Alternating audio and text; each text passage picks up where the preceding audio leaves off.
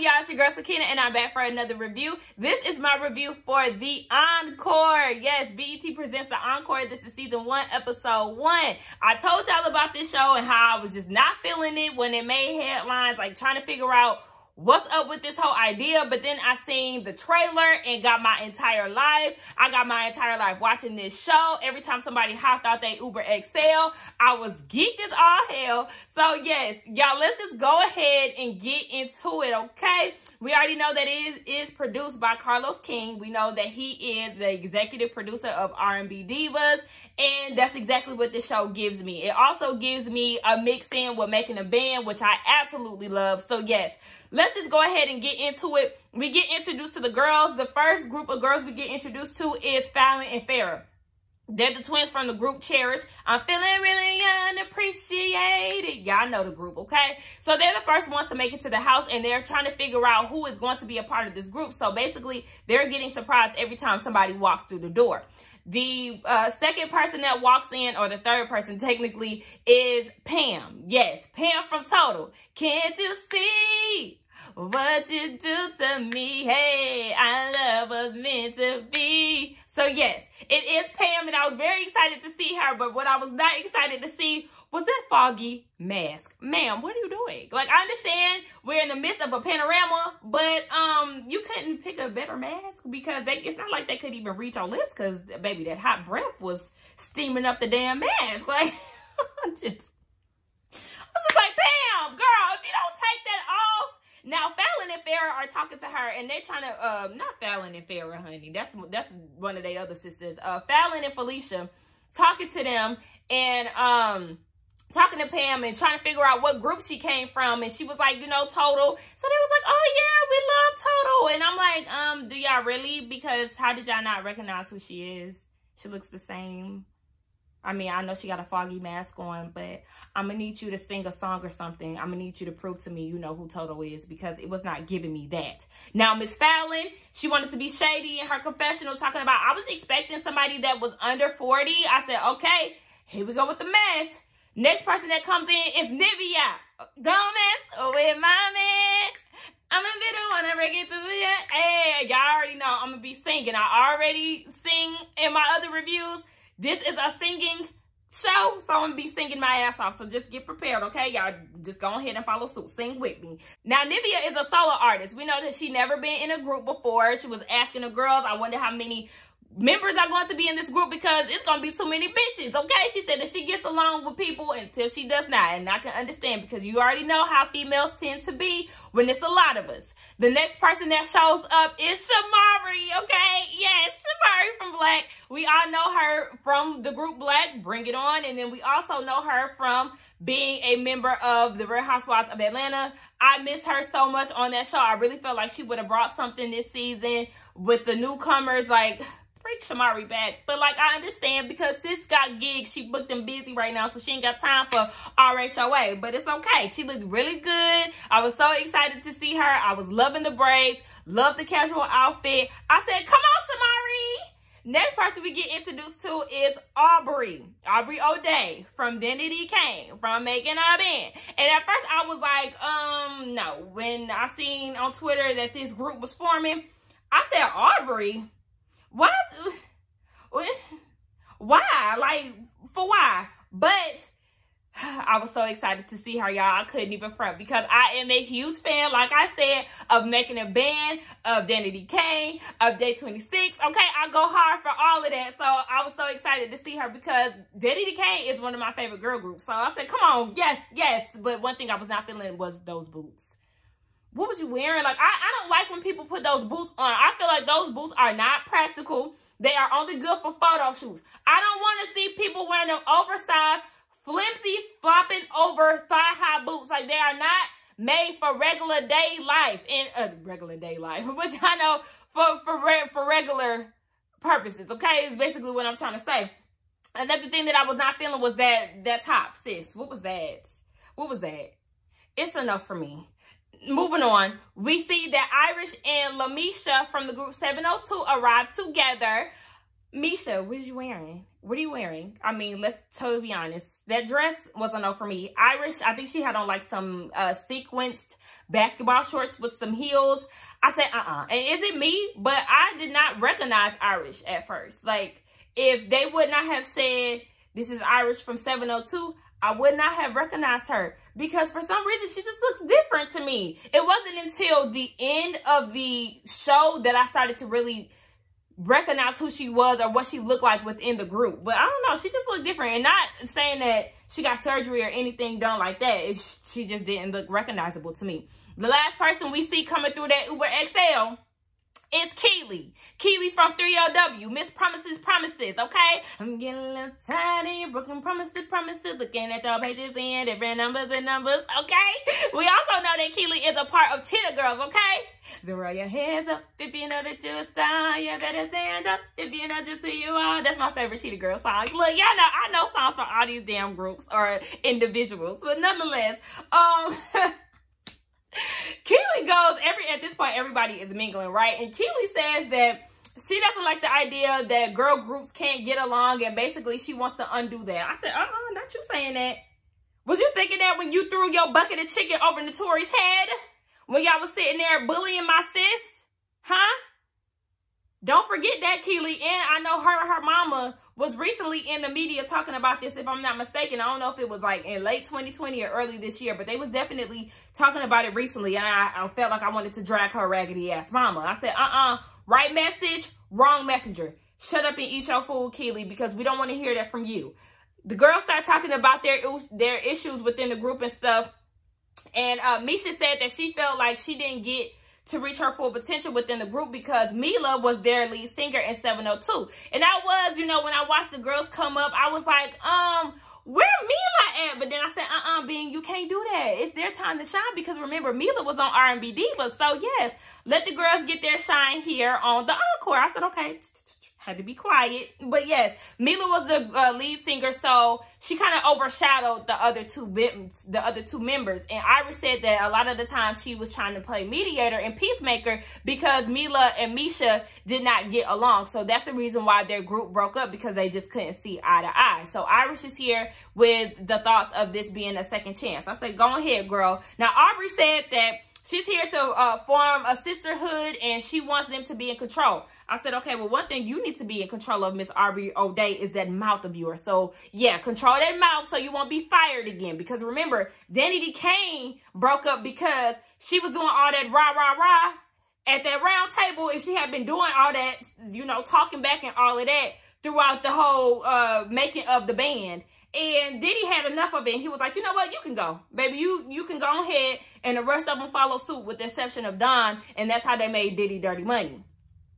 Look at that. A little history lesson for some of y'all who don't know. Shamari said that they are the proteges of Lisa Left Eye Lopez. Her group Black is. And after she passed away, sadly, R.I.P. beautiful. I think her birthday just passed, if I'm not mistaken. But yes, after she passed, basically their group did too. And unfortunately, the rapper of their group, I can't think of her name right now, she ended up passing away too, which was totally crazy because Left Eye is the rapper of TLC, and then the rapper of Black, she ended up passing away too. So it was just very sad. Pam, Misha was saying that she was very shocked to see how she is now because Pam was always the edgy one in total. And she was like, yeah, I was edgy to the point of alcoholism, girl. Like, I was wilding out, dealing with some personal demons. And I heard a voice in my head that said that if you keep up at this rate, you're going to die. So she gave her life over to God, and she's just been on the up and up ever since. She said that she's here for a purpose. I said, okay, I was here for that. Nivea started breaking down her kids. As we know, she has kids with both Lil Wayne and Dream. I did not know that she had kids, 3 kids with Dream. She has a daughter and then a set of twins. And then she has the baby with Wayne because they had the on and off. So, that wasn't anything new. But Aubrey was like, what's going on with Wayne? Like, what that dick do? Because everybody had the kids with him. I said, okay, baby, look. Everybody digmatized by his old gremlin looking ass. Now, Lil Wayne in the Carter 2, Carter 3 era, okay. Current day Wayne, he couldn't touch me with a stick, baby. Get the hell away from me. Now, Fallon is being shady off in the corner with Felicia. And she's talking about, oh my gosh, they are geriatric. And I was just so not here for that comment. And at that point, I had wiped my hands with them hoes. Because it's like, You making this statement and you're very negative. You talking about these geriatric women, yet they have more hits than y'all. They impacted the R&B scene more than y'all. So y'all should even be lucky that y'all were considered. Because, yeah, for real, I'm looking at you like, what? Even with 3LW, even with Keely, baby, 3LW, they rose to the top and they started doing Cheetah Girls. Like, they elevated. So, I mean, y'all got a lot to say, and I'm not feeling this. Like, I was not feeling that energy at all. Like, y'all can get the fuck out of here. Keely, speaking of her, she said that I'm not in the group, baby. I'm here to help. Okay, I'm going to be the creative director. And I said, oh, creative director? Huh? Okay, sis. I don't know about all that. She said that, you know, behind the scenes, she now does artist development. I said, I'm going to need you to name some names. Who have you developed that we know of, sis? Because, yeah, I'm going to need you to say something. Now, the twins, they don't like this idea. They was like, huh? We can help you more than you can help us. I said, oh, ain't that what they said? They said something like that. And I said, yeah, that's what they basically said. And then they started to run off their credentials. They work with Tamar. They've worked with Chris Brown. They work with Justin Bieber. And I love that for them. I really do. Shout out to y'all for that. Because it's a newfound success that they have in the industry. I said, shout out to y'all, but y'all need to be humble. Because just like you said, keyword was recent. Y'all know this shit can be taken away from y'all with a quickness. Especially after they started hyping themselves up, doing the fucking most. Pam said that, you know, she wasn't really offended by that because Keely is there to help. You know, she don't want no drama. Pam is just there to read her Bible and make some music, okay? She don't want no smoke. But the twins are offended because they just found out that, who was it? I think it was Fallon is now a millionaire. What does that have to do with anything? Those girls that are all there within the house, I'm pretty sure they reached the millionaire point at some point of their careers. So you saying that is just so pointless. Like, where are you trying to get at? What does that mean? Now, Aubrey did point out saying, oh, you know, y'all talking about y'all millionaires and all of that with that fake jewelry on. And I was like, well, Aubrey, you may want to be quiet because that tangly jewelry that you got on there, giving dress for less, Ross, dress for less. No, ma'am, like, you can't talk about jewelry when you got tangled chains on your shirt that look a hot ass mess. But nonetheless, Nivea, she don't want no parts of the drama. She in the pantry trying to find rice cakes and shit. She kicking back and just watching all this shit unfold. Now, the twins are being very combative, and Misha had to step in like, y'all stop double teaming. Stop trying to bully her. Like, I'm not one for those type of games. So then the twins started to try to, like, pipe up and was asking her, who is she? And I was just like, see, this is another thing. Y'all sitting here saying all of this shit, and y'all don't know the people who came before y'all, but y'all supposed to be in the R&B industry, but you don't know who Misha is? Y'all don't know that she's a part of 702? I'm just so baffled. Like, y'all really need to go and have a seat. They started getting bucked. And it was funny to me that once Misha matched their energy and she stood up, like, bitch, what's up?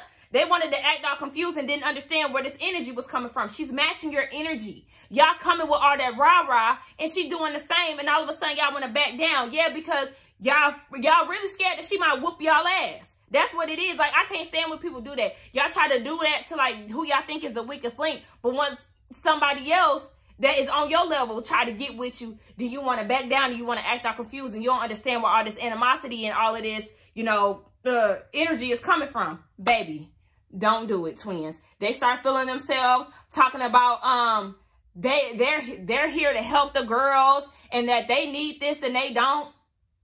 Bye.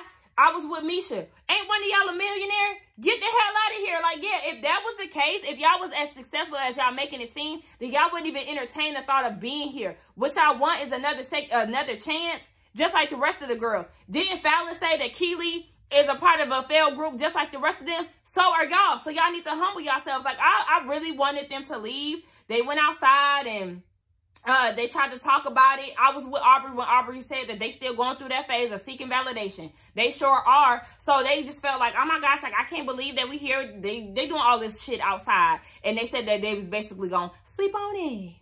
And I get back at you when I wanna Shout out to Denity Kane. But I was cracking up when they was roasting Misha's dress because I did not like that dress. But they was trying to body shame her, and I didn't like that part. The next morning, we see that the twins said that they overreacted. Child, you know they ain't going nowhere because they don't want to fuck up the bag. Pam comes outside, and she says a prayer with them because she feels like everybody deserves multiple chances. The girls feel like, you know, they want the girls to see the real them, and I feel like that is the real them. I feel like that's exactly how y'all really are because y'all behaved in a way that was unprovoked. So I really feel like this is who y'all really are. Now, we see that they all came together to watch this big screen to make an announcement, and we see that the person who was giving the announcement is Cedar from Cedar's World. I said, oh my gosh. It's just giving me nostalgic teas from the early 2000s, y'all. I never knew that I needed this. Okay, Cedar looked good in her one-piece bodysuit, giving body yaddy. I said, come on, Cedar. So she basically let the girls know that they have 30 days to cut an album, and they're going to be doing a performance at the end. And the twins take this opportunity while they're all together to apologize to the group. But I noticed that they did not make a apology to Keely directly, and Keely wasn't feeling the apology, neither was Irish. I'm not buying it because, like I said, I feel like that's their true colors. Cinnamon came, which is the voice coach, and come to find out that it's Shamari's vocal coach, so she was very excited. Now, this is the real test, okay, to see who got it and who don't. Keely singing Angela Mine, no ma'am. Nivea sang Every Woman, she sound good. Aubrey, I don't know what the hell she was singing, but Felicia approved it. I said, no, sis, I'm gonna need a little bit more. Pam sung Shaka Khan, you're my heat, yeah, I'm a fire, you're not mine. She sound pretty good. And then Shamari sung Who Can I Run To? I said, look at you paying homage to your old castmate Candy and Escape. She sound really good. I was really here for her performance. And then Fallon and Felicia sung Angela Mine as well. I was kind of like, okay, is this a dig towards Keely? But it wasn't, because then Misha and Irish had to sing a song that Pam had sung. Now, I really was not here for Irish's voice. Sis, you need some hot tea and you need to shake the nerves because it was not giving, and I was a little worried.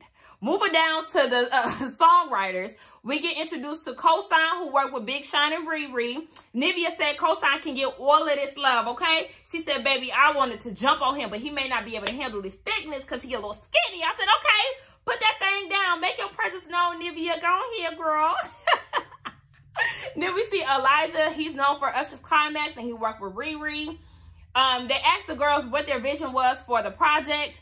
Pam, Irish, and Misha said they don't want none of that popping on a handstand, pussy popping, and all of that raunchy shit. They not here for that. The twins seem to have a problem with that, and my issue with that is, well, what the twins said was, a lot of the greatest R&B albums didn't consist of what y'all be giving these days in this R&B realm, okay? The R&B today is nothing like the R&B it was in the earlier times, okay? In the 90s, in the 80s, in the early 2000s. It's not the same. Now everybody want to pop that pussy, ride dick, do all of this over a trap beat. Everybody sound the same. The lyrics are mediocre as fuck. Y'all really don't have a good pen game. And it's just like, this is why I can't get into a lot of the R&B today. This is why I stay in the 80s, 90s, early 2000s R&B, because the girls today are not giving. Like, yeah.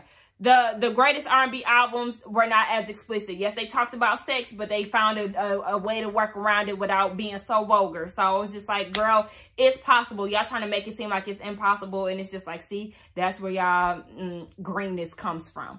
They don't really have a collective vision, and it's just a whole bunch of chaos and confusion. So we're going to move on down to choreography. Their choreographer is Aaliyah Janelle. Anybody who is on Instagram pretty much has seen her videos. Sis gets down. But the thing is, I was a little worried because I said, baby, some of your moves, I don't know if some of the girls are going to give that. But once I did see this, it gave me Making a Band vibes with Lorianne, the boom cat queen, trying to get the girls to learn the moves. I said, Aubrey, you better get these damn dance moves and you better hit them motherfuckers. And she did. Her and Shamari really killed it. Keely killed it, but she had that damn oversized sweatsuit on. I said, girl, like, can you put on some lighter clothing? But I feel like all three of them did a really good job. Misha, Pam, and Irish, baby, y'all struggling. I was like, Nivea, why you couldn't get it down? I mean, they all used to dance in their videos and stuff, and it just depends on the level of dancing that you can do along with how much you practice, because some people aren't as fast as learners as some of the girls are. So yeah, I was like, the old heads, y'all ain't got it, but y'all might get it. It just takes some time. Now we see that Aubrey and the twins talk. She felt like she could really see herself in a group with them. So she wanted to see where they can go creatively within the group. So they all get with the rest of the girls, and Aubrey comes up with this idea of splitting the girls into 2 different groups. And I wasn't mad at the idea, because they do have 2 different visions. You got Shamari, Aubrey, and the twins who are okay with, you know, talking about raunchiness, and then the rest of the girls, they want to, you know, keep it old school, the way that they used to do it.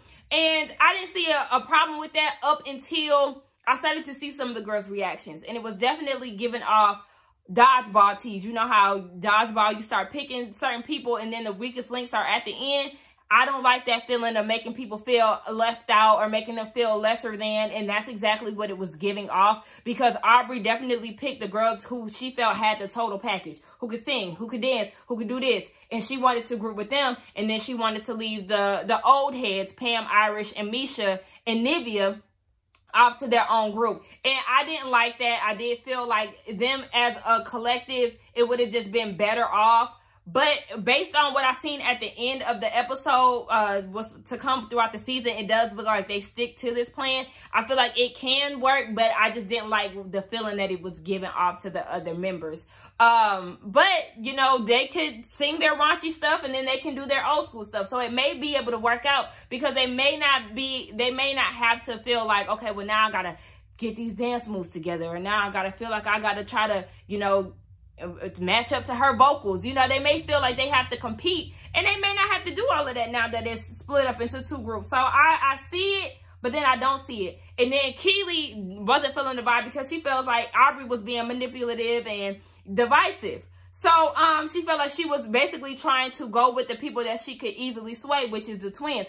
And I ain't gonna lie, when she met up with the twins and said that she could see herself in the group and what they could do for the group, I was like, it's giving opportunistic vibes, like maybe you're trying to get goody-goody with them because they working with some current people these days or something, and you can feel like this could work for your personal gain. Like, I don't know. That's just the instant feeling that I got from her saying that, Aubrey saying that.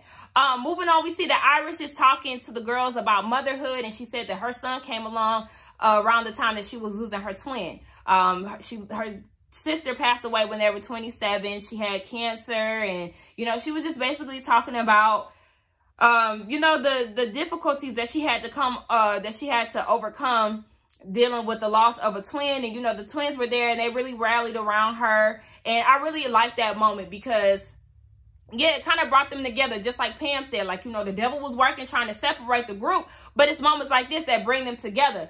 Pam is the mother bear. Like I said, baby, she is there to drink her ginger ale, to give her life over to the Lord, and to make music. Now, one thing about Pam, ma'am, I don't want you to keep bringing up God and everything, because literally every comment that she had was in regards to God. Like, I understand you gave your life to Christ, and that is amazing. But, ma'am, we get it. We get it. Now, I was cracking up when Keely was in the studio singing Promises, Promises. So all the girls was having a good time, but the twins go and tell Aubrey about what Keely said about her being divisive, and now Aubrey is feeling like she's fake, and it's just a whole bunch of mess, because Aubrey ended up confronting Keely about it, and Keely was like, yeah, I mean, everybody didn't want that, and I do feel like you trying to divide the group. Like, she stood firm in what she said, and they just basically butting heads. I feel what Keely said, this is not Survivor. We are not here to pick teams and pick who you want to be clicked up with. Like, that's not the vibe. And I was actually enjoying Keely and agreeing with everything that she was saying. So, yeah, I mean, who knows? Everybody could change. Maybe Keely then try to do some self-reflecting and trying to go about this whole girl group thing a little differently. Nonetheless, that was the end of the episode, y'all. It was definitely messy. I feel like the season is going to be messy with the messy-ass twins. I do not like them. I feel like Nivea and Shamari are going to be my favorites. But y'all let me know what y'all thought about the episode along with this review. Don't forget to like, comment, and subscribe to my channel, and I will see y'all in the next one. Bye.